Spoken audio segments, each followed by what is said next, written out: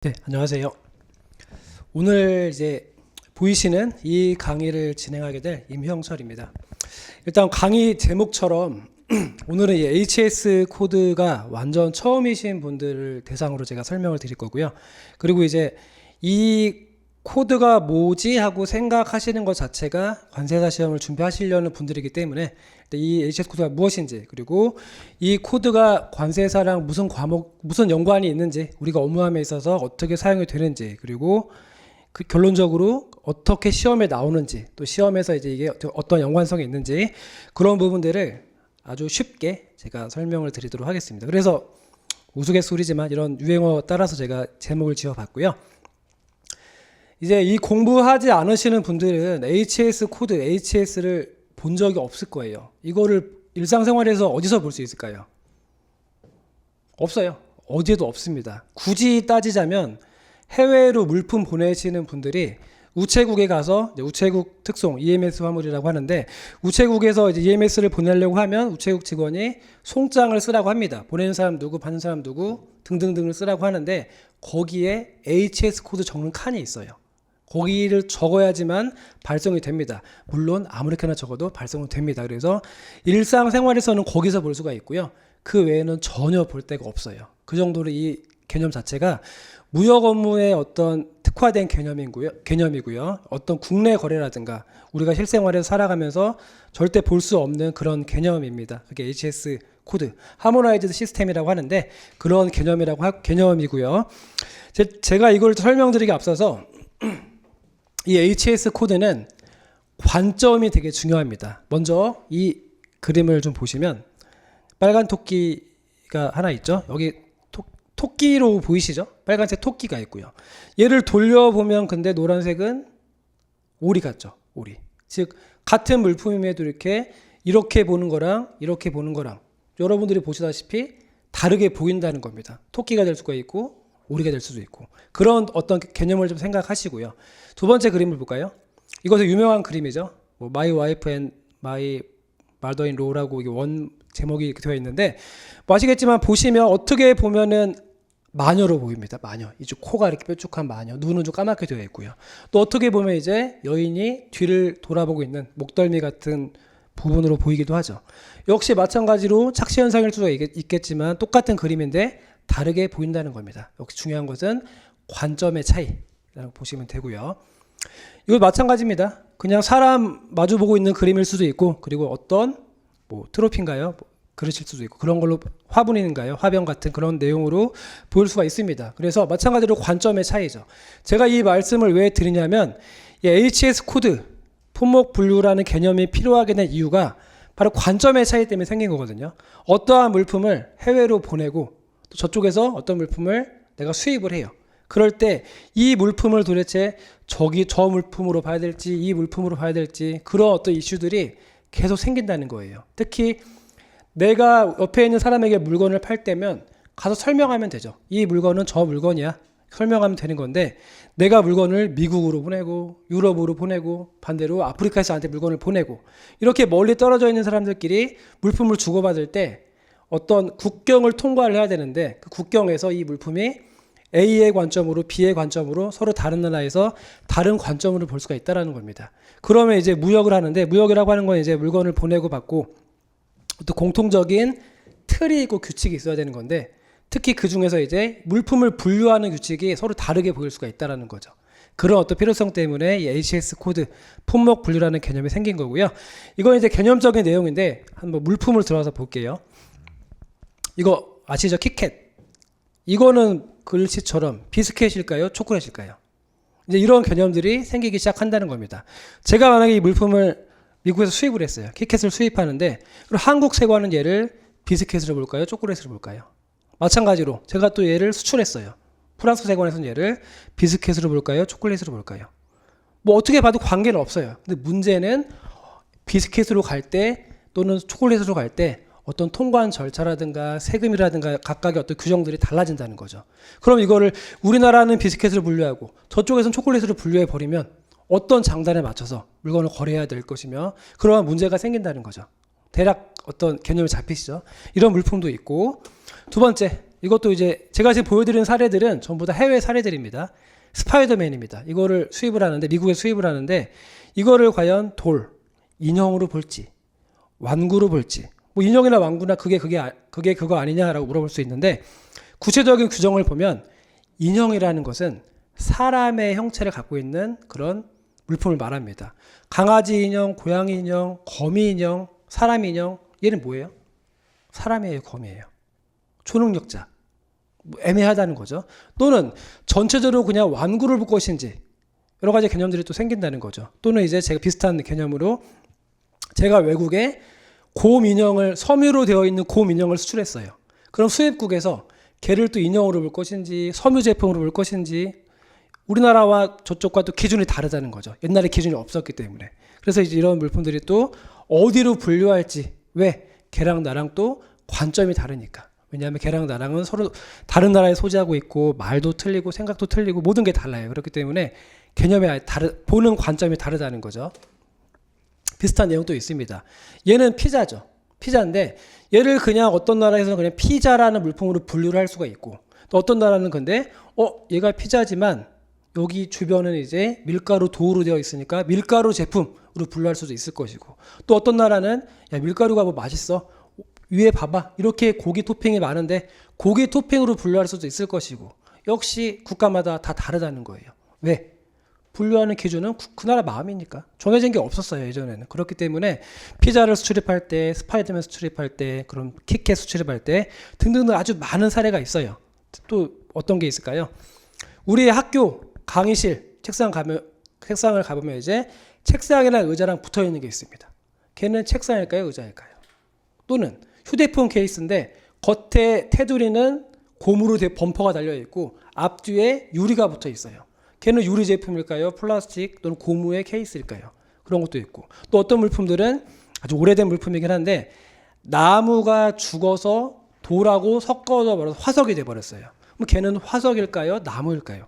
그런 물품들, 아주 많은 물품들이 이 세상에 많기 때문에 그런 걸 거래할 때 이 물품들이 과연 어디로 분류될지 그런 필요성이 이제 생기게 된 거죠. 그래서 이제 안 되겠다. 우리 무역 거래하는데 이런 코드가 어디로 분류되는지 정하지 않으면 너무 국제적으로 혼란이 생기고, 또 그 코드에 따라서 여러 가지 절차가 결정이 될 텐데 코드가 흔들려 버리니까 어떤 절차들을 결정할 수가 없는 거예요. 그런 이유가 이제 막 생기면서 안 되겠다, 이제 우리 무언가를 만들어 보자. 그렇게 생긴 게 바로 HS 품목 분류표라고 하는 겁니다. 밑에 보시면 그래 나와 있죠. 영문으로 HS라고 하는데 하모나이즈, 조화된, 통일된 상품 코드 시스템이라는 거예요. 그래서 이 수출입되는 모든 물품에 대해서 국제 기구에서, WCO라고 하는 국제 기구에서 야 너희들 물품을 마음대로 이렇게 분류하지 말고 우리 어떤 룰을 하나 정하자. 그 룰에 따라서 모든 물품을 맞추고 항상 수출입 거래할 때는 그 룰에 맞춰서 분류를 하고 예측을 하고 행정 절차를 진행을 하고 그렇게 한번 해보자 라고 정한 겁니다. 그걸 바로 이제 HS 코드라고 하는 거예요. 그래서 무역 상품들이 이렇게 모든 게 다릅니다. 다르기 때문에 수출국과 수입국 간 많은 어떤 의견 차이가 생기기 때문에 그런 것들을 통일화 시켜서 그 룰을 정하고 그 룰을 모든 국가에서 따라가게끔 법으로 정한 거예요. 그게 바로 이제 HS 품목 분류표라고 하는 거고, 나와 있죠. 관세, 통계, 운송 등 모든 무역 절차에서 무조건 이 코드를 따르고 이 코드에 따른 분류대로 절차가 진행이 되자라고 이렇게 정한 걸로 보시면 될 것 같습니다. 그래서 이 WCO라고 하는 기구에서 정했고요. 우리나라도 당연히 WCO 회원국입니다. WTO가 아니에요. WTO는 세계 관세 기구인데 세계 무역 기구인데 얘는 WCO죠. 세계 관세 기구라고 또 있어요. 걔네들이 정한 품목 분류표고요. 사실상 대부분의 국가가 가입이 되어 있기 때문에 HS 코드는 국제 표준이라고 보시면 될 것 같습니다. 크게 이렇게 21개의 부류호로 나눠져 있는데 이 내용은 제가 뒤에서 또 세부적으로 말씀드리겠습니다. 그래서 그럼 이 코드표가 어디에 활용이 되는지 먼저 설명을 드릴게요. 우리가 뭔지 알겠어. 그럼 도대체 이게 어떻게 활용이 되는데 그걸 설명을 드리면, 이 부분이 이제 앞으로 제가 대여섯 개 설명을 드릴 건데 우리 관세사 업무와 아주 밀접하게 연관성이 있습니다. 첫 번째, 관세율 확인이에요. 관세율 확인. 관세라고 하는 거는 수입 물품에 부과하는 세금입니다. 외국에서 물건이 들어올 때, 스파이더맨이 들어올 때, 피자가 들어올 때, 키캣이 들어올 때 우리나라에서는 그 물품에 대해서 세금을 부과합니다. 그걸 이제 관세라고 하는데요. 관세는 물건에 따라 다 달라요. 예를 들어 부가세는 무조건 10%이지만 관세는 물품에 따라 다 다르게 되어 있어요. 왜냐? 어떤 물품은 들어와도 우리나라 산업이 강하기 때문에 들어와도 괜찮아. 수입을 확대해도 돼. 그러면 관세를 낮아요. 세금이 없기 때문에 쉽게 들어올 수 있죠. 반면에 어떤 물품은 들어오면 안 돼요. 우리나라 산업이 다 망가져. 쌀 같은 것들, 농산물 같은 것들. 그런 물품들은 그래서 관세를 높게 정합니다. 들어오지 못하게. 고춧가루 270% 세금. 그거 내고 수입할 업체 아무도 없어요. 배보다 배꼽이 더 큰데 그런 식으로 막는 거죠. 그런 식으로 이제 물품별로 관세율이 다 다른데 그 물품이라고 할 때 물품이라고 하는 것은 이제 바로 HS 코드라는 게 적용이 되는 겁니다. 그래서 보시는 것처럼 이렇게 여기 하나 제가 관세율 표라고 해서 그대로 캡처를 해봤는데 보시면 0201, 0202 앞에 보이시죠? 이것들이 전부 다 HS 코드가 되는 거예요. 그래서 HS 코드에 따라서 이렇게 오른쪽 보이시죠? 세율이 30%다. 옆으로 이런 식으로 정해져 있다는 겁니다. 그래서 기본적으로 HS 코드를 정확하게 분류를 해야지 그 물품에 적용되는 관세를 확인을 해서 소고기가 수입되면 쟤는 30%, 돼지고기는 몇 프로, 전부 다 이 물품에 대한 정확한 소고기의 HS 코드, 돼지고기의 HS 코드 그런 걸 다 확인해야지만 정확한 관세율이 나온다는 거죠. 그래서 제일 먼저 가장 큰 이유는 바로 관세를 부과하려면 물품별로 정확한 코드를 알아야 되고 그 코드에 이렇게 관세율이 표시가 되어 있다는 거예요. 이게 바로 이제 관세율 표라고 하는 거죠. 관세법 별표. 관세법 배우신 분들은 이제 관세법 50조에 따라서 수입물품에 이제 세율이 적용이 되는데 그 세율 종류 중에 이제 이렇게 기본 세율이 관세법 별표에 이렇게 표시가 되어 있습니다. 제일 중요한 거죠. 그렇기 때문에 이 사례는 그냥 보시면 소고기 신선 냉장도 30%고요. 냉동한 건 30% 똑같이 되어 있는데 예를 들어서 냉동한 쇠고기는 20%고 신선한 건 30%일 때 신선한 게 들어왔는데 냉동한 것으로 분류하면 안 되겠죠. 세율차가 10%가 나기 때문에. 그게 바로 밀수입이에요. 관세 포탈이에요. 대단한 게 아닙니다. HS 코드를 잘못 분류해서 고세율을 저세율 품목으로 신고해버리면 그만큼 관세 탈루가 나는 거고 관세 포탈이에요. 그게. 관세 포탈이라고 해서 막 어디 TV나 영화에서 보는 것처럼 몰래 밀수입자가 막 배 타고 들어오고 그런 것만 해당되는 게 아니고 이런 식으로 잘못 신고하면 관세 포탈이 되는 겁니다. 물론 고의를 가져야겠지만 그래서 이런 식으로 가장 중요한 게 바로 이 물품의 관세를 확인할 때 HS 코드 보고 확인을 하고 당연히 우리가 이 코드를 잘못 분류하면 당연히 세금도 잘못 부과되는 거고 업체가 피해를 보게 되죠. 수입업체. 그래서 HS 코드에 따른 관세율이 정해지고요. 우리나라 기준인데요. 관세율은 수입국에서 부과하는 거기 때문에 모든 나라가 다 자기네 나라 법에 이렇게 표를 만들어서 HS 코드별로 관세율이 얼마 다 규정해 놨습니다. 다 똑같아요. 전 세계적으로. 두 번째를 볼까요? 두 번째, 수출입 물품의 요건, 허가, 승인, 증명 등의 확인이라고 되어 있는데 말이 좀 어려워 보이죠? 지금 제가 똑같은 코드로 다 하고 있는데요. 볼까요? 소고기에 해당되는 HS 코드가 0201입니다. 얘는 신선 냉장에는 냉동이죠. 어찌됐든 소고기가 0201, 020인데 이 물품을 해외에서 수입하려면 그냥 아무나 수입할 수 있을까요? 그냥 아무 절차 없이 들어올 수 있을까요? 그렇게 들어올 수가 없어요. 왜? 여기 보실까요? 보시면 이제 각각의 HS 코드별로 이 물품을 수입할 때 어떤 요건을 갖추어야지만 수입할 수 있는지가 쭉 나와 있습니다. 대략 보시면 이제 이렇게 가축 전염병 예방법에 따라서 검역을 받아야 되고 어떤 또 사이테스 멸종 위기종 생물이라고 한다면 또 허가를 받아야 되고 식품이라고 한다면 이런 식으로 또 식약처에 신고를 해야 되고 이런 식으로 각각의 물품별로 어떤 법률들이 적용되는지가 또 나와 있고요. 이게 다 충족이 돼야지만 저 물품을 수입할 수 있는 거예요. 저걸 이제 수입 세관장 확인 대상 품목이라고 하는데 역시 보시면 아시겠지만 맨 앞에 코드가 쭉 나열되어 있죠. 이 관계 법령들이 규정하고 있는 기준이 바로 HS 코드라는 거죠. 마찬가지로 코드를 잘못 내가 분류하게 되면은 허가받을 물품이 안 받아지는 거고 원래 받아야 되는 물품인데 관세사가 허가 없는 코드로 신고를 해서 그 물품이 허가받지 않고 들어와 버리면 역시 그 법 위반으로 처벌이 됩니다. 예를 들어서 저거 들어오려면 검역받으라고 되어 있는데 어떤 사람이 검역이 없는 HS 코드로 신고를 하고 이거 없이 들어왔어요. 소고기를. 그럼 당연히 가축 예방법 가중절편 예방법 위반으로 처벌이 되는 거고, 이런 식으로 각각의 HS 코드별로 이렇게 개별 법령들이 다 규정이 되어 있다는 거죠. 역시 정확한 코드가 확인돼야지만 이 물품이 들어올 때 어떤 법의 규제를 받는구나 확인할 수 있는 거죠. 역시 관세사의 업무입니다. 그런 것들 전부 다. 그래서 가장 처음에 시작이 HS 코드이고, 그거에 따라서 이제 세율도 확인하고 이렇게 각종 법령도 확인하고, 앞에 코드가 틀어져 버리면 다 달라지는 거예요. 얼마나 중요한지 아시겠죠? 세 번째, 원산지 결정 기준입니다. 이건 뭐냐면 앞에 있는 거랑 조금 앞에 설명드린 건 수입 개념이라고 한다면 얘는 수출 개념인데, 우리가 이제 여기 나와 있는 미국, 아세안, 유럽, 칠레 뒤에 되게 많은데 제가 좀 잘랐습니다. 이런 국가들하고 우리나라는 FTA가 되어 있어요. FTA가 뭐냐면 이렇게 수입 물품에 대해서는 관세를 부과하죠. 그런데 나랑 미국이랑 FTA가 체결되어 있으면 약속을 한 거기 때문에 한국산 물건이 글로 들어갈 때 또는 미국산 물건이 한국에 들어올 때 이 관세를 면제를 해줘요. 그냥 자유롭게 주고받자라는 거예요. 그게 바로 FTA입니다. FTA가 많은 내용들이 있지만 그중에 가장 중요한 게 바로 상품 무역에서 관세를 면제하거나 줄여주는 거죠.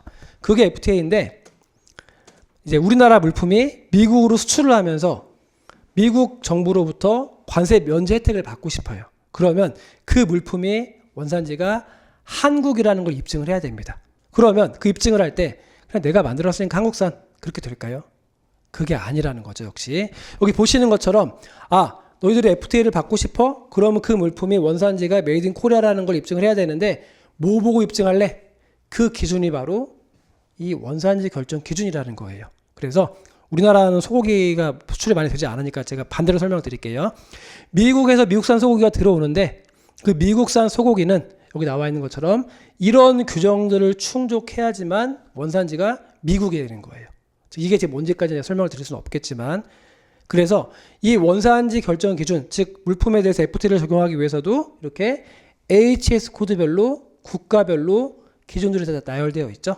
당연히 HS 코드를 모르면, HS 코드를 잘못 분류하면 이 기준을 다르게 적용이 되는 거고 그쪽 나라에서 또 문제가 될 수가 있습니다. 그걸 이제 원산지 조사라고도 하는데, 그런 물품, 그런 업무들 할 때도 당연히 HS 코드가 제일 중요합니다. 가장 먼저 확인해야 될 절차예요. 하나 설명드렸고요.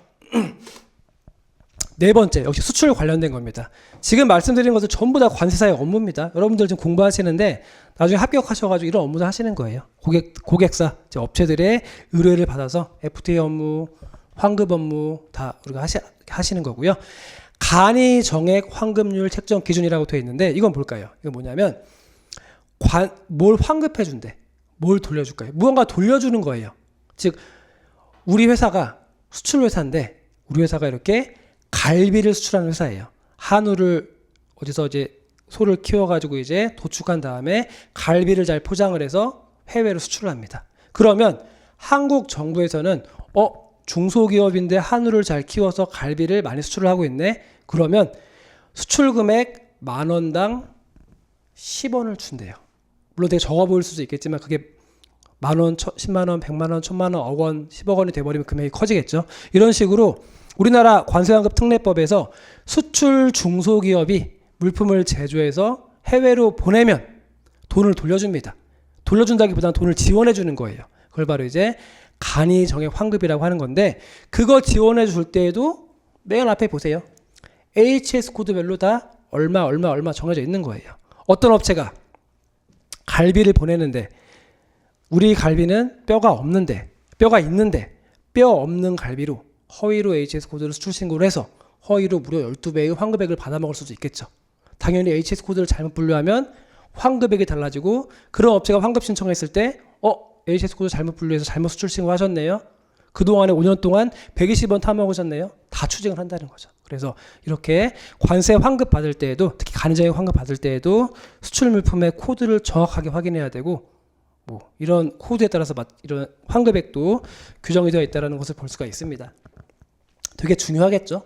그래서 여러분들이 배우시는 이 관세사 과목 중에 관세일표가, 저는 제가 이걸 강의해서 말씀드리는 게 아니고 제일 중요합니다. 관세사 업무에서 제일 밀접한 과목이 바로 이 과목이에요.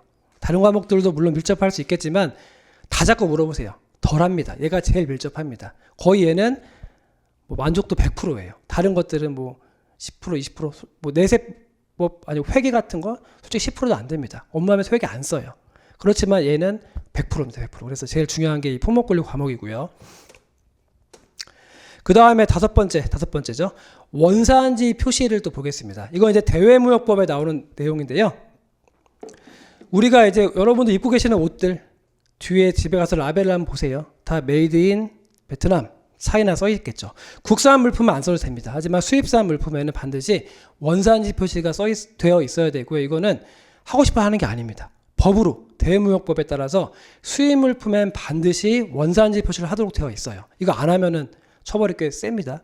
해야 되는데 역시 이거를 해도 되는 물품이 있고 대상이 아닌 물품이 있다는 거죠. 그 내용 역시 보시면 이렇게 HS 코드별로 다 나열해 놓고 이 품목 코드에 해당되는 물품을 해외에서 수입을 하게 되면 무조건 표시를 해라라고 대외무역법에 나와 있다는 거죠. 마찬가지로 HS 코드에 따라서 원산지를 표시해야 되는 물품인데 일부러 표시 안 하려고 다른 코드로 대상이 아닌 코드로 수입 신고를 하고 표시 안 하고 들어왔다가 세관이 검사했는데 코드가 틀렸어. 그러면 세율도 세율이고 다른 규정과 별개로 원산지 표시를 또 하지 않았다는 이유로 또 문제가 될 수 있다는 거죠. 역시 관세사가 정확하게 품목 분류를 하고 HS 코드를 분류하고 그거에 따라서 다 신고가 된다는 그런 후속 절차를 보시면 됩니다. 그래서 관세행정의 대부분이 기준이 HS 코드입니다. 다 이걸 가지고 분류하게 되어 있기 때문에 우리가 이 내용들을 이제 배우시는 거고요. 그 다음에 전략물자, 요새 또 많이 이슈가 되고 있죠. 전략물자라는 개념은 수출만 있습니다. 수입은 없어요. 수출. 전략물자가 뭘까요? 이 물품들을 해외로 내보냈을 때 국가 보안이라든가 국제 전쟁 위험이라든가 테러 위험이라든가 이런 식으로 어찌됐든 이 물품이 나가면 굉장히 안 좋을 것 같아. 누군가 이 물품을 가지고 나쁘게 대량 살상 무기라든가 뭐 폭탄이라든가 그런 걸 만들 수가 있어서 국제적으로 해가 될 것 같아. 그런 물품들은 국가적으로 수출을 제한합니다. 우리나라는 수출 지원 국가이기 때문에 수출을 제한하는 경우는 거의 없어요. 아까 보신 것처럼 오히려 돈도 줍니다. 수출해버리면. 수출 많이 하라고. 그런데 얘는 수출인데 규제를 합니다. 왜? 전략물자이기 때문에. 여기 보시면 나와 있죠. 러시아, 벨라루스로 나가는 이런 물품들은 전부 다 상황허가라고 해서 허가 안 받으면 못 나갑니다. 특히 러시아. 최근 러시아 전쟁, 우크라이나 전쟁 때문에 그렇죠. 그래서 이렇게 규제되어 있는데 역시 내 마음대로 정하는 게 아니고 전부 다 이거 보이시죠? 대외무역법 그리고 전략물자관리고시에 보면 이런 식으로 HS 코드별로 다 규정하고 있기 때문에 내가 수출하는 물품의 HS 코드가 여기에 해당이 된다면 무조건 상황허가를 받아야 되거나 또는 어떤 면제 신청을 해서 절차를 거쳐야지만 내보낼 수가 있고요. 이거 하기 싫어서 다른 코드로 신고해야지. 그랬다 걸리면 또 문제가 커집니다. 그래서 이렇게 수출 전략물자 여부까지도 HS 코드에 따라서 운영이 되고 있는 것을 볼 수가 있어요. 그다음 이건 논외인데요. 이런 모든 수출입 통관 행정, 관세 행정이 기준이 바 HS 코드이기 때문에 이 사이트는 이제 그 무역 통계 사이트인데요. 여기 보시면 이 뼈 없는 소고기가 얼마나 수출됐나요? 수출 수입 통계를 볼 수가 있는데 올해 2026년 한 해에 당연히 적자겠죠. 수출보다 수입이 훨씬 많습니다. 2억 1,500만 달러를 수입을 했기 때문에 이 정도 무역수지 적자가 났는데 앞에 보세요. 다 HS 부가 제일 먼저 보이시죠? HS 코드를 알아야지만 그 물품에 대한 정확한 통계를 확인할 수가 있습니다. 얼마나 수출이 됐고 수입이 됐고 또 우리 관세사가 HS 코드 확인하고 수출입 신고한 내역들이 그대로 이쪽에 끌어져 가서 관세청에서 조회가 되고 이걸 가지고 이제 국가 행정이라든가 통계 절차를 또 수립을 할 수 있는 거예요. 그래서 매우 중요한 코드가 바로 이 HS 코드라고 하는 개념이다라고 아실 수가 있습니다. 그래서 계속 강조를 드리지만 우리 업무와 굉장히 밀접합니다. 거의 100%의 밀접도가 있는 아주 중요한 거의 음식으로 따지면 쌀과 같은 주식과 같은 그런 과목이라고 보시면 되고 그런 개념이라고 보실 수가 있습니다. 네, 그래서 이제 이 맨 처음에 시작은 이제 수출입되는 물품, 국가적으로 수출입할 때 이제 그 물품을 어떻게 분류할지부터 시작을 했는데 가만히 봤더니 제가 설명드린 건 전부 우리나라 개념들인데요. 다른 나라도 다 마찬가지예요. 다른 나라도 이제 그 나라 나름대로 이렇게 코드에 따라서 여러 가지 관세 행정 절차를 운영함에 있어서 이 품목 분류에 따라서 HS 코드에 따라서 이제 운영하고 있다는 거고요. 일단 그 HS 코드의 개념은 크게 이렇게 통칙, 주, 호, 해설서 이런 네 가지 개념으로 구분이 됩니다. 뭐 들어보신 분도 계실 거예요. 그래서 이게 큰 어떤 틀인데요. 먼저 이 HS 코드 물품을 분류할 때 이 물품이 어떻게 분류되는지 가장 큰 대원칙이 있습니다. 그걸 통칙이라고 하고요. 통칙이 6개가 있거든요. 그래서 통칙이 먼저 있고요. 그 다음에 두 번째로 이제 통칙의 범위를 넘어가지 않는 선에서 각각의 물품들이 또 이제 세부적으로 어떻게 갈지 규정하고 있는 또 이제 주라고 하는 개념들이 있습니다. 그리고 아까 우리가 여기서 봤죠? 쇠고기는 0201호에 분류가 됐었어요. 이 0201 자체를 이제 여기 나와 있는 호라고 해요. 호. 이렇게 호라고 하는 개념들이 있고요. 그리고 이제 추가적으로 이제 위의 내용들을 전부 다 보완해주는 해설서라고 하는 개념도 있습니다. 그래서 통칙, 주, 호, 해설서 이런 것들을 가지고 품목 분류가 이루어지는 거고 얘네들이 바로 관세사 2차 관세일표의 시험 과목인 거예요. 우리가 배우는 내용들이 전부 다 이걸 배우는 겁니다. 특히 통칙, 주, 호 세 가지를 주로 배우죠. 이게 가장 핵심인 거죠. 그래서 여기를 공부하면서 문제가 다 여기서 나오고 이 분류하는 기준을 물어보는 거예요. 시험에서. 왜냐하면 우리는 이걸 해야 되는 그런 직업이기 때문에 그래서 이 세 가지 규정들이 가장 중요하고 플러스 대주에서 보여드리겠지만 가끔씩 시험이 어렵게 나올 때에는 이제 해설서 규정까지 나오는 경우가 있습니다. 그래서 이렇게 크게 통칙, 주, 해설서, 호 네 가지 개념들이 있구나 정도만 지금 아시고 넘어가면 좋을 것 같아요. 그러면 실제로 이런 물품들이 이 품목 분류표가 어떻게 구성이 되어 있는지 보겠습니다. 일단 여기 아까 제가 살짝 뭐 앞에서 보셨겠지만 이 관세 법령 정보 포털이라고요. 검색하시면 나옵니다. 여기 들어가셔가지고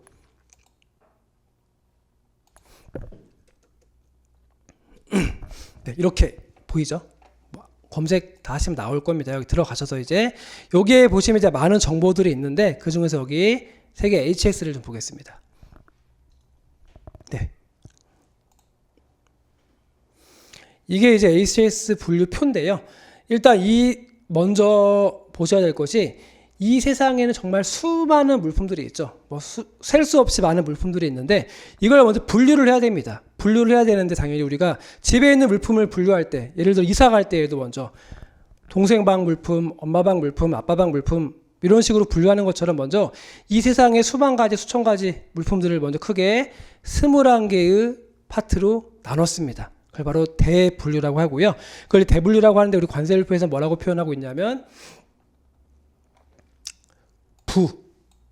부라고 합니다. 부. 되게 중요한 개념이죠. 부라고 하는 거고요. 그래서 부 1부부터 21부까지 있어요. 그래서 이 세상 모든 물품을 크게 21개의 대분류를 먼저 나눈 거예요. 분류를 해야 되는데 어떤 기준이 최소한 있어야 되기 때문에 가장 큰 기준이 바로 21개의 부로 나눈 거죠. 제일 첫 번째 있는 부가 이제 살아있는 동물. 아까 전에 우리 그 소고기 0201 보셨죠? 소고기도 일단 살아있는 동물의 파트에 들어가기 때문에 이쪽에 분류가 되는 거고요. 두 번째는 이제 식물성 생산품. 세 번째는 이제 기름과 지방류들. 네 번째는 조제 식료품들. 다섯 번째는 광물성 생산품. 이런 식으로 각종 모든 물품들이 다 규정이 되어 있죠. 여기에서 벗어나는 물품은 없습니다. 다 있어요. 전부 다 있죠. 물론 범위가 굉장히 크긴 하지만 이 세상에 무역 거래되는 모든 물품들은 21개의 대분류에 어디론가 다 들어갈 수밖에 없습니다. 그렇게 만들어져 있어요. 이렇게 정한 거예요. WCO에서. 그래서 이제 WCO의 회원국들 전 세계 모든 국가들은 상품을 거래할 때 먼저 이 기준에 따라서 물품을 분류를 하고 시작을 하는 거죠. 그래서 21개의 이렇게 대분류로 구성이 되어 있고요. 걔를 바로 부라고 한다는 거죠. 부. 그러면 이건 대분류이기 때문에 다시 한 번 더 세분화 시켜야겠죠. 이 대분류인 부에 들어가 보면 이제 또 5개의 중분류가 보입니다. 마찬가지로 2부 식물성 생산품에 들어가 보면 마찬가지로 이렇게 6류부터 14류까지 또 세분화된 게 보이시죠. 이 3부는 하나밖에 없고요. 4부도 이렇게 세분화된 게 보이실 겁니다. 이런 식으로 대분류가 있기 때문에 당연히 또 이제 중분류를 나눠줘야겠죠. 당연한 거죠. 동생 방 물품 보냈다면 이제 그 안에서 이제 책, 학용품, 장난감, 옷 이런 식으로 또 나눠주는 겁니다. 그게 바로 두 번째 중분류라고 하고요.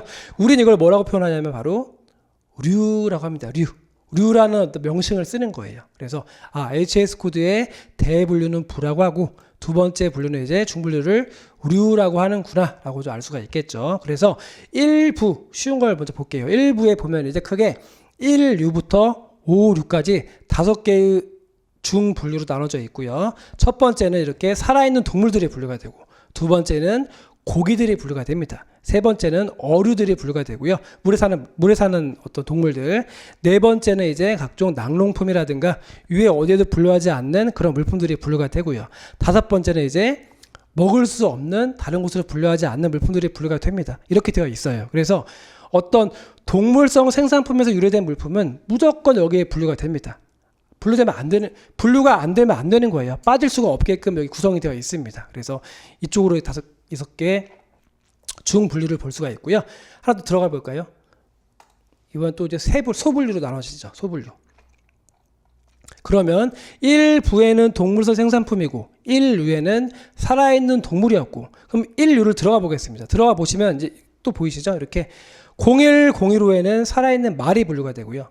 2는 소, 3은 돼지, 4는 양과 염소, 5는 가금류, 새의 종류들, 6호는 이제 다른 곳에 분류하지 않는 그 밖의 동물들이 분류한다고 되어 있어요. 그래서 이제 여기 0101을 호라고 하는데, 이거 보면 이제 아시겠죠?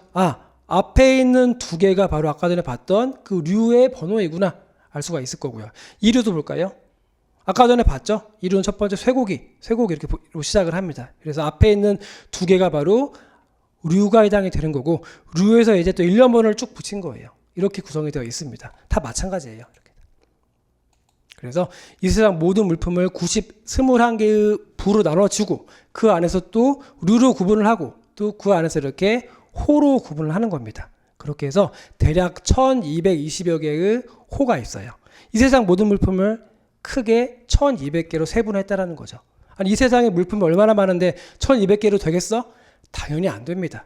아까 같이 그런 이상한 물품들, 스파이더맨 같은 거 여기 없어요. 그렇기 때문에 분류가 어려운 거고, 이 물품이 어디로 갈지 다툼이 생기고 관점의 차이에 따라서 어떤 이슈가 생기는 것들이 모든 걸 담을 수가 없기 때문에 그래요. 그래서 이렇게 대략적으로 구성이 되어 있는 걸 볼 수가 있고요. 또 들어가 볼까요? 그럼 이제 살아있는 말, 당나귀, 노새, 버새가 되어 있는데, 여기서 또 세분화시키면 이제 이렇게 이번엔 말, 그리고 당나귀, 그리고 기타라고 되어 있습니다. 그래서 말은 0101의 2쪽으로 분류가 되고요. 당나귀는 3으로 분류가 되고요. 그 다음 나머지 애들, 즉 당나귀, 노새, 버새가, 여기서 이제 말과 당나귀가 아닌 나머지 노새, 버새 같은 애들이 기타로 분류가 되는 거예요. 노새, 버새는 뭐냐면 말과 당나귀가 교배를 했을 때 누가 암컷인지에 따라서 말이 암컷일 때, 당나귀가 암컷일 때에 따라서 노새와 버새로 구분이 되긴 합니다. 그런 내용들도 있고요. 그래서 이렇게 구분되고 있고, 또 보시면 이제 번식용인지 농가 사육용인지 경주용 말인지 이런 식으로 아주 세분화된 걸 볼 수가 있습니다. 그래서 이런 식으로 또 소를 또 나눠진다고 볼 수가 있겠죠. 참고로 이제 여기 나와 있는 6단위까지를 소호라고 합니다. 소호. 그래서 부와 류와 호와 소호 이런 개념들로 계속 쪼개는 거예요. 물품을 세분화시킬 때까지 이렇게 구성이 되어 있다는 것을 볼 수가 있죠. 이게 바로 이제 아까 전 설명드린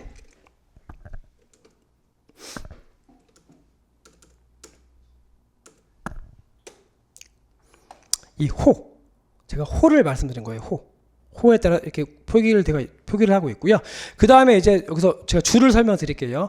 호만 가지고 분류할 수가 없습니다. 그래서 이 물품 분류할 때 너희들이 호만 가지고 분류하지 말고 세부적으로 어떻게 분류해봐, 이런 가이드라인이 또 있어요. 그걸 바로 이제 주라고 하는데, 실제 주를 보여드릴게요.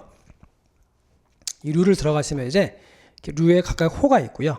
밑에 보시면 이렇게 1부 주라고 하는 게 보입니다. 얘는 부의 주고요.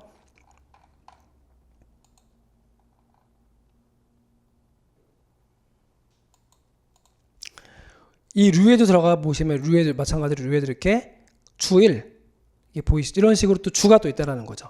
여기가 바로 우리가 공부할 부분들이에요. 각각의 류나 주별로 이런 식으로 주라고 써 있어서 넘버링 되어 있는 규정들이 있는데, 이 규정에 따라서 더 세분화시켜서 어떻게 분류하는지 규칙을 서술하고 있는 규정이라고 보시면 됩니다. 이걸 바로 주라고 하는 거고요.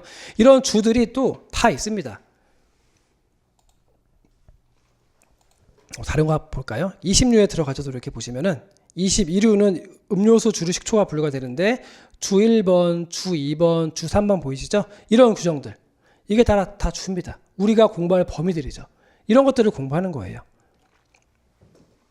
70류 유리가 분류가 되는데 여기 보시면 이제 이렇게 70류에 마찬가지로 주 1번, 주 2번, 주 3번, 주 4번 이런 식으로 또 주가 다 있다라는 거죠. 그래서 우리가 이제 이 주를 공부하는 거구나. 이 주가 가장 핵심되는 내용이구나. 시험에 주가 나오는구나. 그렇게 좀 보시면 될 것 같습니다. 실제로 주가 되게 중요합니다. 이 물품을 분류할 때 1200여 개밖에 안 되는 호를 갖고 분류할 수가 없어요. 그렇기 때문에 호의 내용들도 보고 그리고 여기 나와 있는 주의 내용들을 하나하나 보면서 주와 호의 영어를 같이 조합을 해서 분류를 하는 겁니다. 이런 내용들 다 주라고 하고요.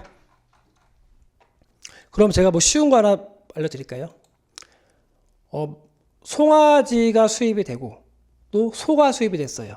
여기 보시면 소라고만 되어 있죠. 살아있는 소. 그러면 살아있는 송아지가 수입됐을 때 송아지는 어디로 분류될까요? 송아지. 송아지라고 안 써 있잖아요. 돼지라고만 써 있지 돼지 새끼 안 써 있잖아요. 그렇죠? 그렇게 송아지, 소의 새끼가 수입이 되면 걔를 어떻게 분류하지? 여기를 분류할 수 있을까? 그런 또 의문이 생기겠죠. 그런 것들이 바로 또 주에 나와 있다는 겁니다. 주를 보시면 이렇게 이 부에 열거된 동물들은 어린 것도 포함된다라고 나와 있죠. 그렇기 때문에 이렇게 1부 주 1번에 따라서 여기 나와 있는 동물들에는 어린 것도 포함하는 거기 때문에 돼지 새끼가 들어와도 돼지로 분류하면 되고 염소 새끼가 들어와도 염소로 분류하면 되고 그런 식으로 분류할 수 있다는 거죠. 그래서 이렇게 각각의 호를 보고 분류하기에 조금 어려움이 있기 때문에 조금 더 이렇게 가이드를 내어주는 이런 역할들을 하는 게 바로 주라고 하는 거고요. 우리가 공부해야 될 가장 중요한 파트라고 보시면 될 것 같습니다. 하나 더 볼까요? 건조한 것은 이런 것들을 포함한다라고 되어 있는데 관세일표에 건조한 것에 대한 개념이 되게 많이 나옵니다. 그럼 건조한 것이라고 하는 게 단순히 그냥 수분을 날린 그런 드라이한 것만 의미하는 것이 아니고요. 이렇게 보시면 건조라고 하는 것은 기본적으로 수분을 빼야 되기 때문에 탈수라고 하는 것은 이제 뺑뺑 돌려서 수분을 날리는 거죠. 또는 증발하거나 또는 동결 건조, 얼리면서 건조시키는 그런 것도 전부 다 건조한 것의 범위에 포함을 한다라고 또 규정이 나와 있습니다. 그래서 이제 이런 마찬가지로 건조한 것의 개념을 확대시키면서 우리가 분류할 때 또 참고를 하시는 거죠. 이런 규정들을 전부 다 부라고 하는구나 라고 보시면 됩니다. 그래서 여기 제가 이제 호 설명 드렸고요. 주도 설명을 드렸어요. 그럼 이제 이 통칙은 무엇인가? 통칙이라고 하는 것은 관세일표에서 가장 중요한 개념인데요.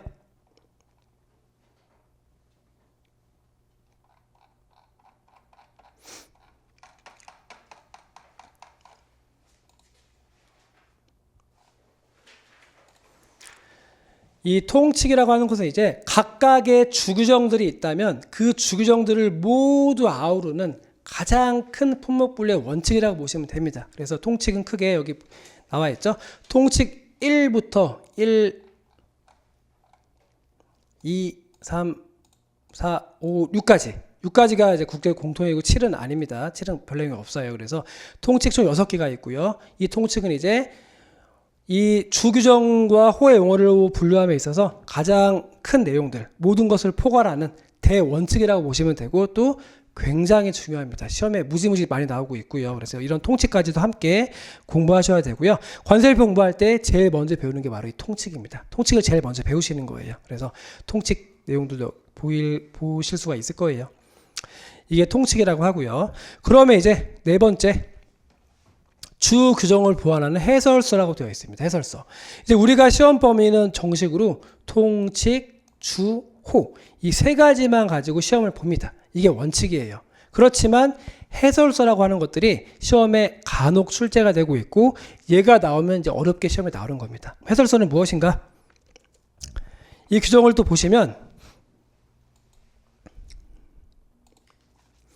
위에는 주가 있죠. 주가 있는데 그 밑에 보시면 이렇게 총설이라고 해서 또 뭐라고 써 있습니다. 이렇게 어디 가도 마찬가지예요. 21호를 볼까요?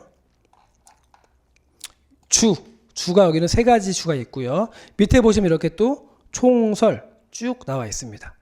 다 마찬가지예요. 74류 구리에서는 또 주가 있고요. 밑에 보시면 또 총설 이렇게 보이죠. 그리고 각각의 아무데나 호를 들어가셔도요. 호에 전부 다 또 밑에 보시면은 이렇게 호에 해설이라는 내용들이 들어가 있습니다. 여기 이런 내용들 무지 내용이 많아요. 정말 많습니다. 우리가 지금까지 설명드렸던 통칙, 주, 호의 용어보다 훨씬 내용이 많아요. 여기까지는 우리가 다 볼 수가 없어요. 그래서 정식 시험 범위는 아니지만 시험에 출제가 되고 있습니다. 그래서 이제 수업에서는 이제 해설서 중에서도 중요한 해설서들은 제가 추려가지고 설명을 드릴 거고요. 그래서 해설서 부분을 우리가 무작정 버리기는 좀 그렇고 주요한 내용들은 반드시 보셔야 되고 실제로 또 출제가 되고 있고요. 그걸 바로 이제 해설서라고 합니다. 근데 결론적으로 그래서 이 품목분류표, HS 품목분류표는 WCO라고 하는 국제기구에서 정한 것이고 그 기구가 정한 내용에 따라서 전 세계에서 같이 적용해서 이제 품목분류가 되는 건데 그 분류표를 우리나라의 관세법 별표 관세율표에서 그대로 차용을 했고 그 내용의 핵심 내용들이 바로 이제 통칙과 주와 호와 해설서가 되는 것이고 시험 범위는 바로 여기 세 가지가 원칙 플러스 알파가 바로 해설서구나 이렇게 좀 보시면 좋을 것 같습니다. 그래서 뭐 이 HS 코드가 어떤 이유로 분류가 되는 것이고 어떤 범위인지 대략적으로 이해가 되셨을 거예요. 네, 그러면 이제 이런 내용들이 시험에서 어떻게 출제가 되는지를 한번 보겠습니다. 이 표는 이제 제가 2006년부터 25년 최근 20년 동안 기출문제를 전부 다 분석을 해서 어느 파트에서 얼마나 출제가 되었는지를 다 분석한 표입니다. 물론 앞에만 잘려 있고요. 다 실을 수가 없기 때문에 이 내용들은 이제 제가 문제풀이 할 때 다 풀어드리기도 할 건데 이렇게 보시면 이제 뭐 전부 다 각각 우리 시험이 100점 만점이기 때문에 총 2000점으로 되어 있고요. 2006년부터 25년도까지 쭉 나와 있고 왼쪽에 보시면 이렇게 협약, 통칙, 일부, 2, 3, 4, 5, 6, 7, 8, 50 쭉 21부까지 있겠죠. 그런 식으로 되어 있는데 결론을 봤더니 여기를 보세요. 결론을 봤더니 가장 많이 출제된 파트는 바로 16부. 16부가 뭘까요?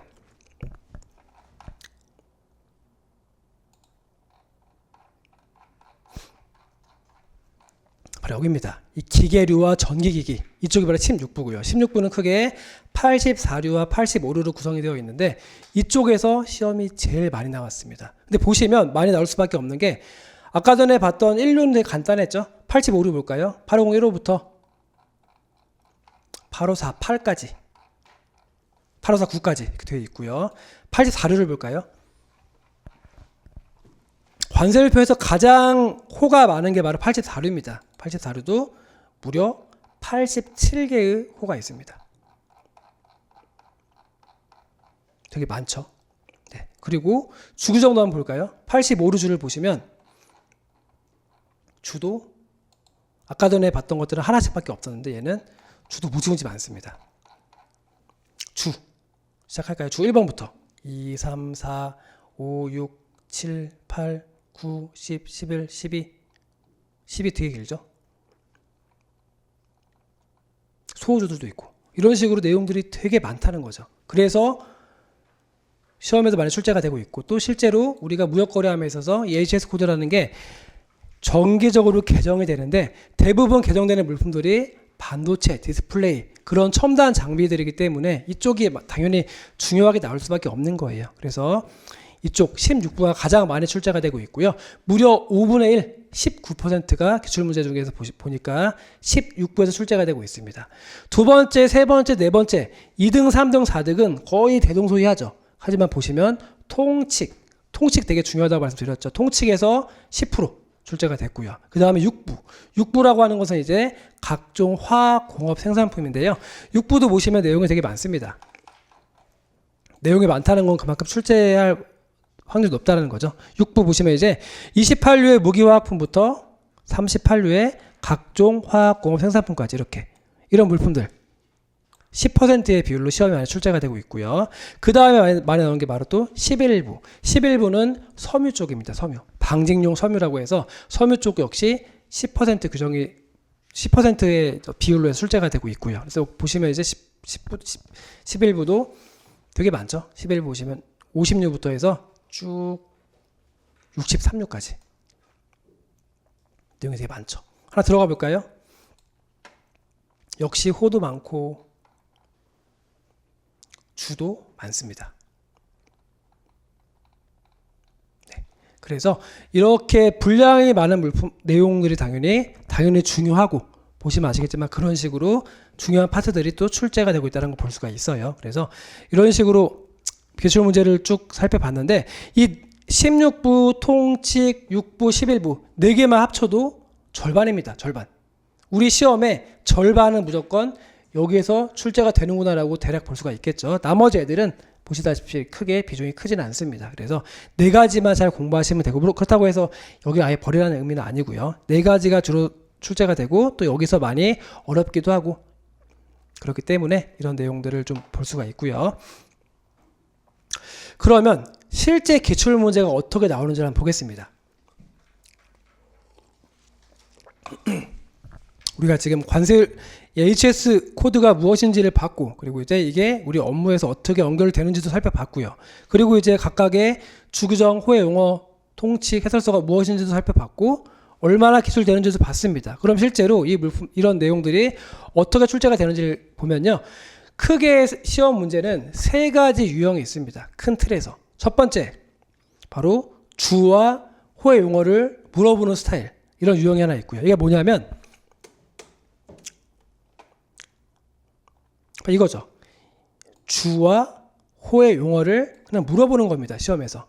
몇 류의 주 몇을 쓰시오. 어떤 호를 쓰시오. 바로 여기를 물어보는 거고요. 우리가 아까 전에 봤던 이런 내용들 다 주죠. 이런 내용들이나 또는 이제 위에 있는 이런 호의 용어들, 여기를 쓰라고 물어보는 거예요. 그렇기 때문에 이런 스타일의 문제가 대부분입니다. 그걸 바로 이제 제가 주나 또는 주규정 또는 호의 용어를 서술하는 유형이라고 되어 있고요. 한번 최근 문제, 우리 25년도 가장 최근 작년도 문제를 한번 볼까요? 보시면 이제 이렇게 위 물품과 관련해서 25류 주 1을 쓰시오. 68류 주 1과 69류 주 1을 쓰시오. 이런 식의 문제가 나온다는 거죠.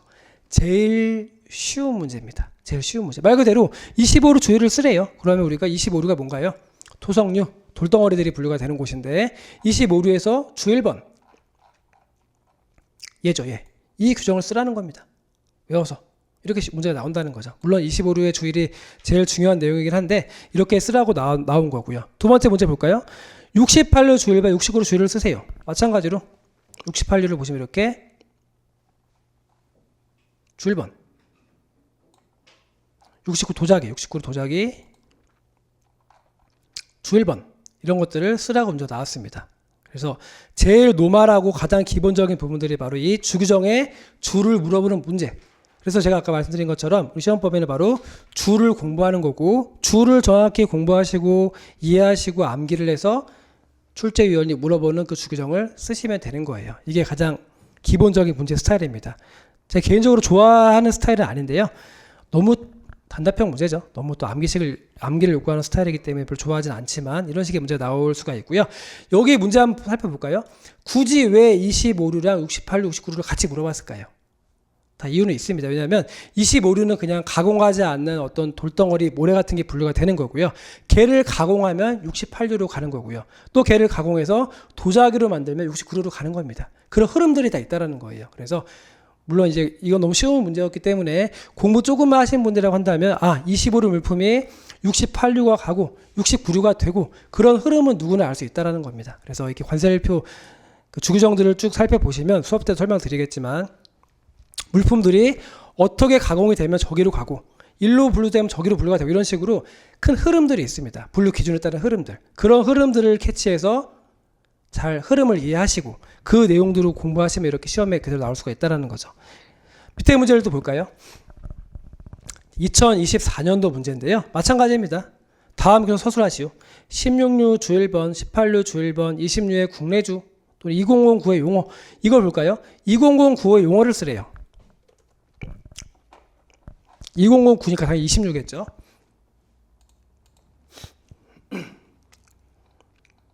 이겁니다. 이거를 그냥 쓰라는 거예요. 여기. 이거 새로 생긴 호기 때문에 물어볼 확률이 되게 높았겠죠. 그래서 이렇게 여기를 쓰라는 문제가 나올 수가 있고요. 그래서 마찬가지로 주 쓰는 문제나 호의 용어를 쓰라고 하는 문제나 마찬가지로 가장 기본적이고 제일 많이 출제가 된 유형이고요. 이런 식의 문제가 전체 100점 만점에서 한 60%, 70% 이렇게 나옵니다, 문제가. 그래서 기본적인 내용만 충분히 공부하시면은 다 쓸 수 있는 내용들이 나온다는 거죠.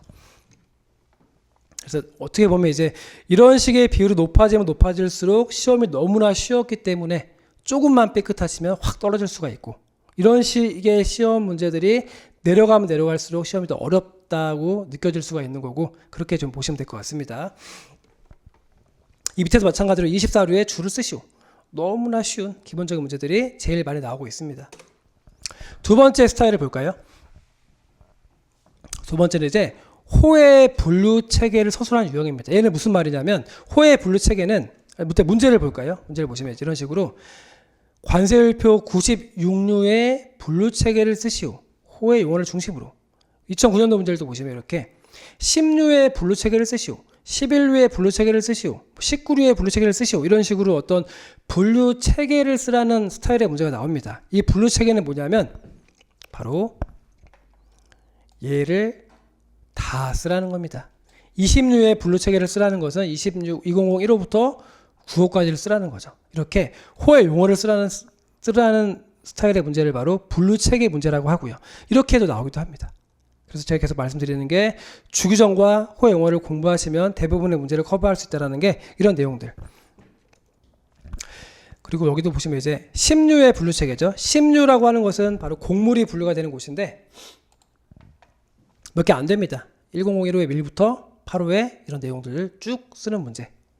분류 체계를 물어보는 문제죠. 그래서 이런 식으로 주를 물어보는 문제 또는 분류 체계를 물어보는 문제 또는 여기서 한 개만 찝어서 물어보는 문제, 이런 식의 문제들이 제일 많이 나오고 있고, 그게 바로 이제 우리가 공부하는 이 바로 범위죠. 주와 호.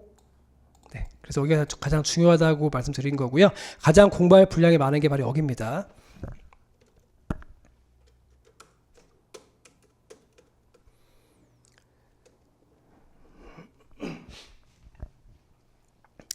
그 다음에 이제 가장 어려운 스타일이 바로 이런 것들이죠. 사례형 문제입니다. 저는 제가 제일 좋아하는 문제고, 이런 식의 문제가 나오기를 저는 바랍니다. 제가 모의고사도 지금 하고 있는데 맨날 이렇게 됩니다, 저는. 왜냐하면 이런 문제를 되게 좋아하지 않아요. 너무나 수준 낮습니다. 그래서 이런 식의 문제가 많이 나와야 되고, 시험이 어렵게 나오면 이제 바로 이런 게 나왔을 때 어려운 겁니다. 이 문제 한번 볼까요? 지금 앞에 문제들은 전부 다 주를 쓰시오, 분류 체계를 쓰시오, 호를 쓰시오. 그냥 너무 단답형 문제였는데, 얘는 보시면 얘가 2010 몇 년도 문제인데 좀 기억은 잘 안 나긴 하는데, 보시면 이제 이렇게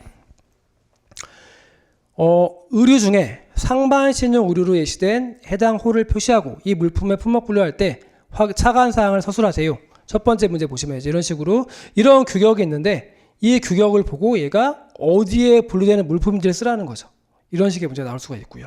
그 다음에 두 번째 보시면 이제 이 물품의 규격을 참고해서 주어 해설서 내용에 근거해서 아래 내용들을 서술하시오. 이렇게 나온 적도 있었습니다. 여기 보시면 이제 해설서라고 나와 있죠. 이렇게 해설서가 나올 수가 있다라는 거죠. 해설서 내용들 여기 10류를 보시면 이제 바로 여기입니다. 여기 바로 이렇게 총설이라고 되어 있는 이런 부분들이 시험에 나올 수 있다라는 겁니다. 아주 간혹. 그래서 이 해설서가 나오는 빈도는 정해져 있는 건 아니고요. 어떤 해에는 아예 안 나오고 어떤 해에는 또 10점 분량으로 나오고 어떤 때도 많이 나오고 알 수는 없습니다. 하지만 전체적으로 봤을 때 해설서가 종종 나오기 때문에 얘를 아예 무시할 수는 없어요. 이런 식의 문제 나올 수가 있고, 두 번째 사례를 볼까요? 얘는 21년도 문제인데요. 얘도 보시면 되게 내용이 길죠.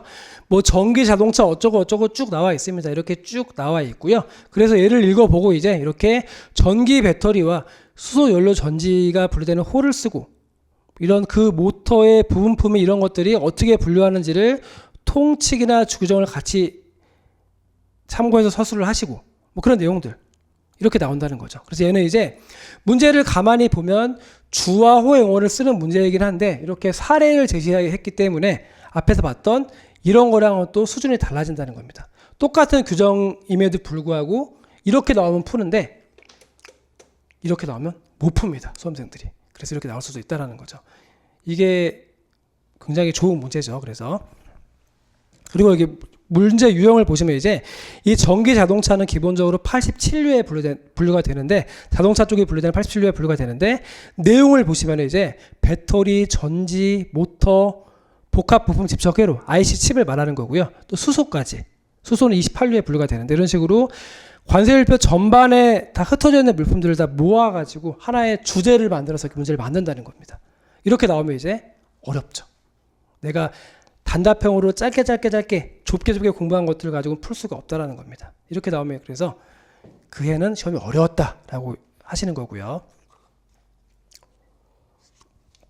그래서 크게 뭐 다른 유형도 있겠지만 크게 보시면 이렇게 주를 쓰는 문제, 주와 후의 용어를 물어보는 문제, 두 번째 분류 체계를 쓰는 문제, 그리고 세 번째 이렇게 사례형 문제 또는 이제 제가 여기 실어놓지 않았지만 여기 나와 있죠. 통칙 중에서 이렇게 원문을 물어보는 문제가 있었고요. 통칙의 해설을 물어보는 문제들이 종종 보일 겁니다. 이렇게 지금 이쪽 통칙 3 같은 경우에는 원문은 거의 없죠. 이렇게 통칙 3에 해설을 물어보는 문제들이 꽤 많이 나오고 있습니다. 이건 뭐냐면 통칙을 좀 볼까요? 통칙은 너무나 중요하기 때문에 통칙의 원문만 보면 되게 짧습니다.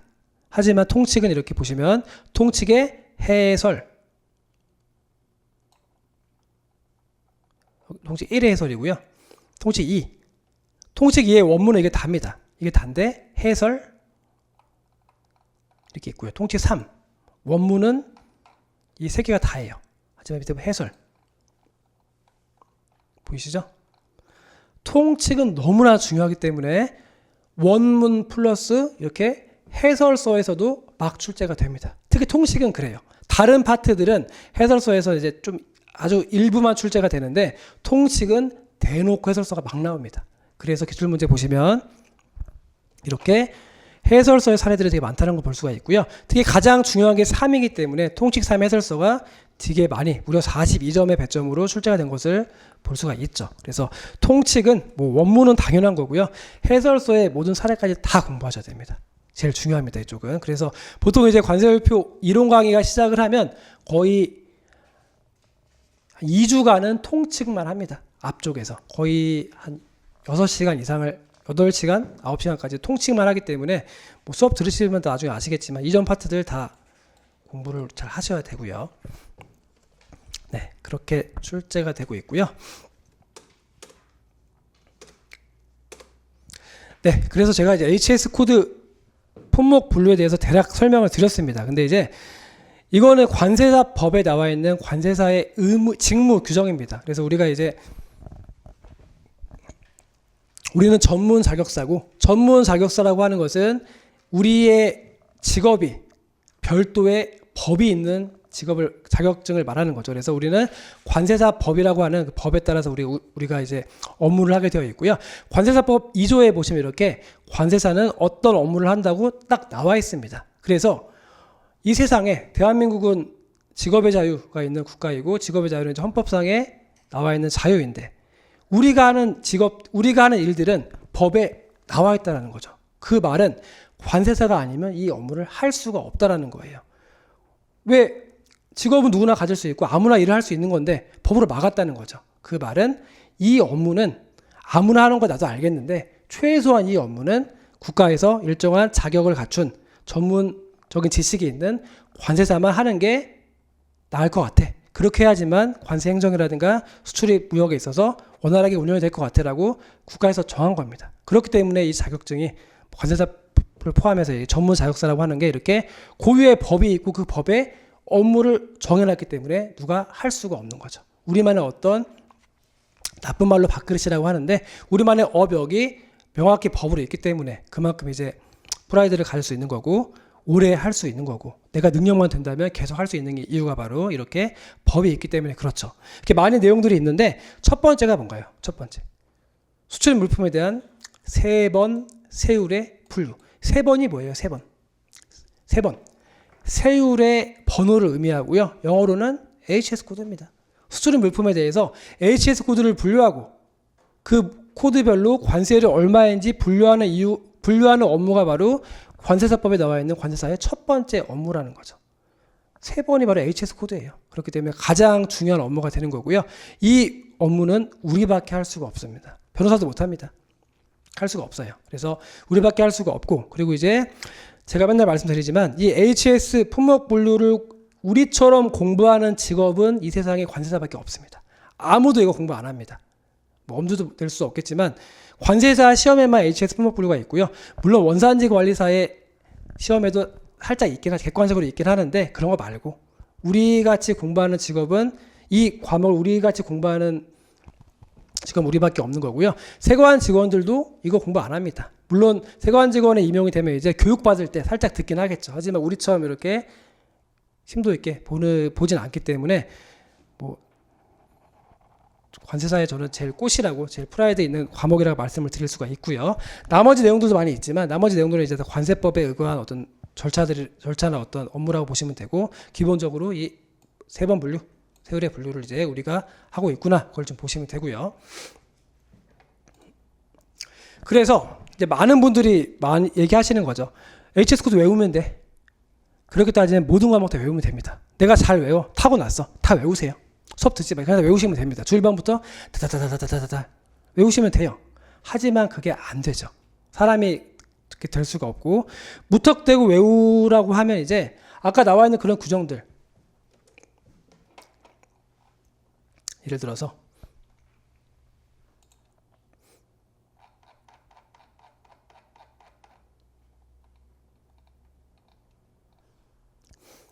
이거 무턱대고 외우실 건가요? 내가 전자공학 출신이다. 그러면 여기 안 계실 거예요. 대부분 관세사 수험생들은 인문 사회계가 대부분입니다. 그렇기 때문에 이과생도 거의 없으실 건데, 이거 그냥 외울 거예요. 이 많은 것들 다 그냥 무턱대고 때려 죽여도 못합니다. 제가 막말을 썼지만 절대 그렇게 할 수가 없어요. 그렇기 때문에 그냥 외우면 된다?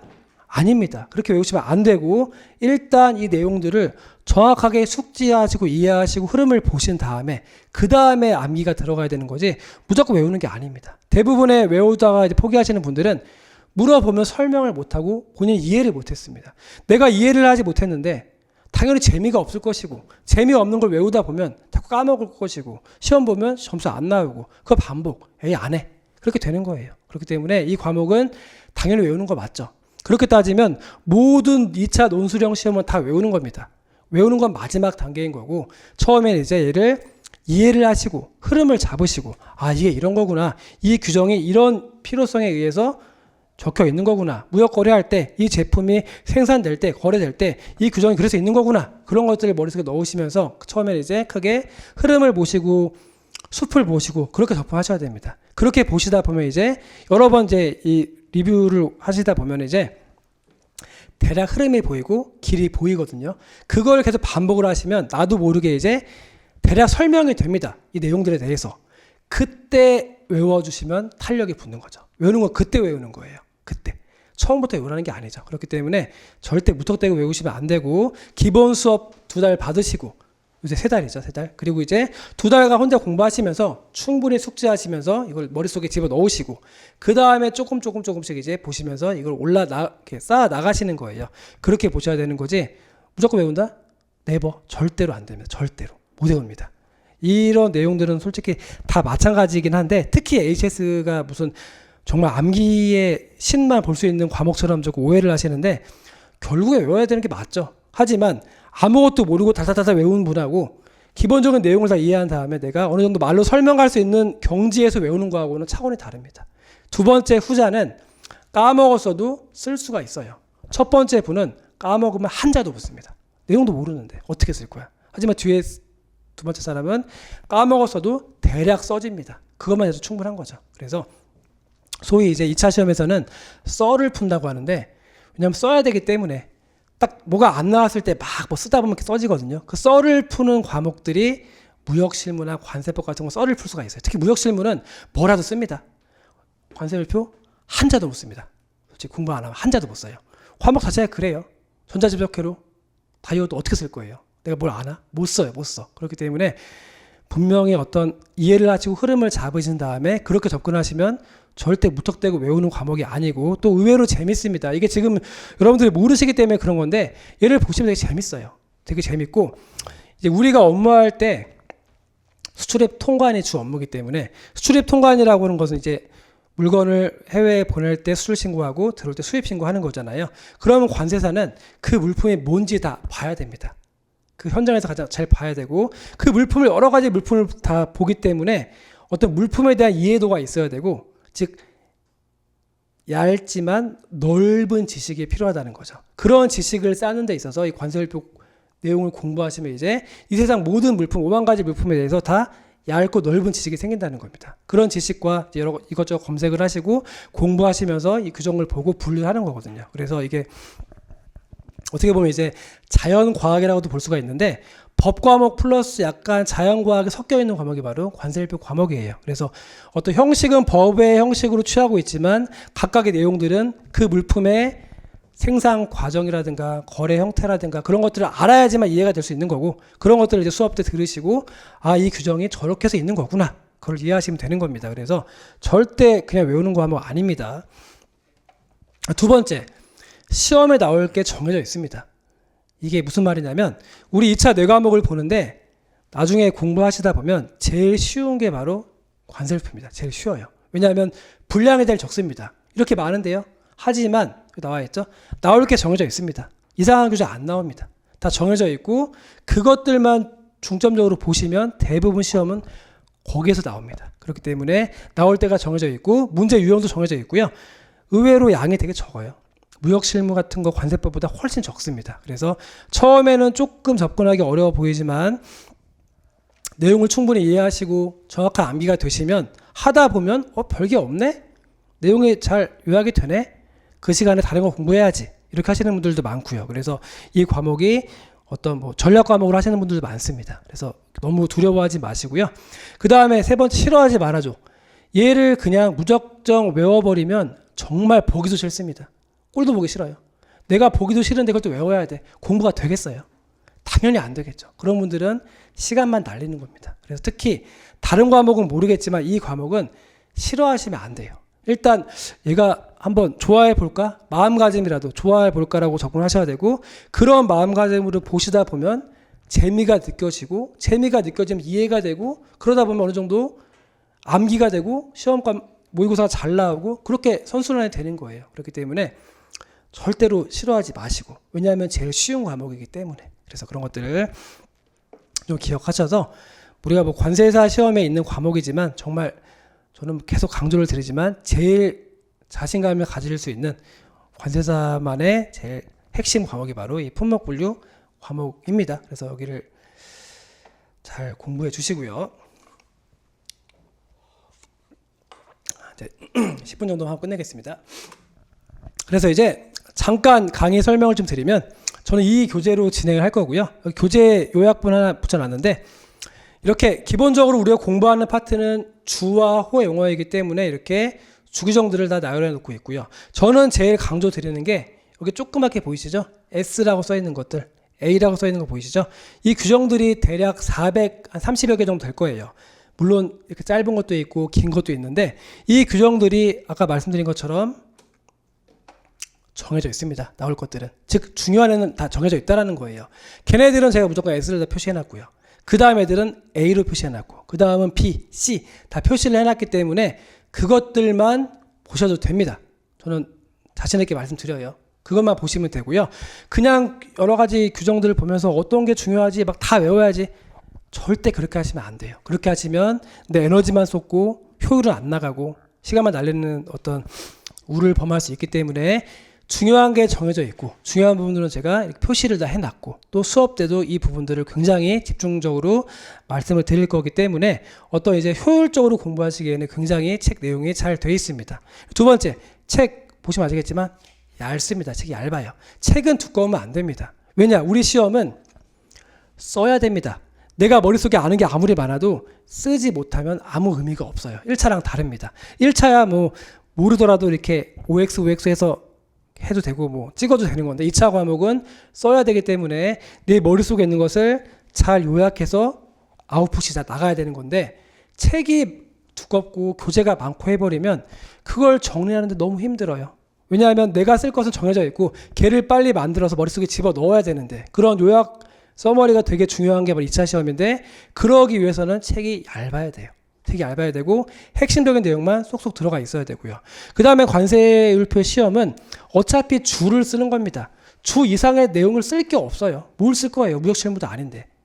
법만 쓰면 되죠. 그렇기 때문에 주규정 위주로만 보시면 되고 중요한 주규정 위주로 핵심적으로 공부하시기에 이 책이 되게 좋으실 거예요. 그 다음에 해설서.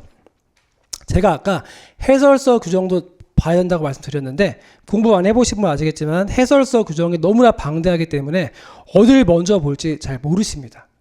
되게 헤매요. 그렇기 때문에 해설서는 주규정의 거의 10배 이상 내용이 방대합니다. 실제로는 막 10,000페이지가 넘어요. 그래서 그거를 수험생분들이 볼 수가 없어서 이렇게 책에 보시면 이렇게 주요한 주규정의 해설서는 제가 다 실어놨습니다. 그래서 여기 수업 때 설명을 드릴 거고 알려드리는 파트만 보시면 돼요.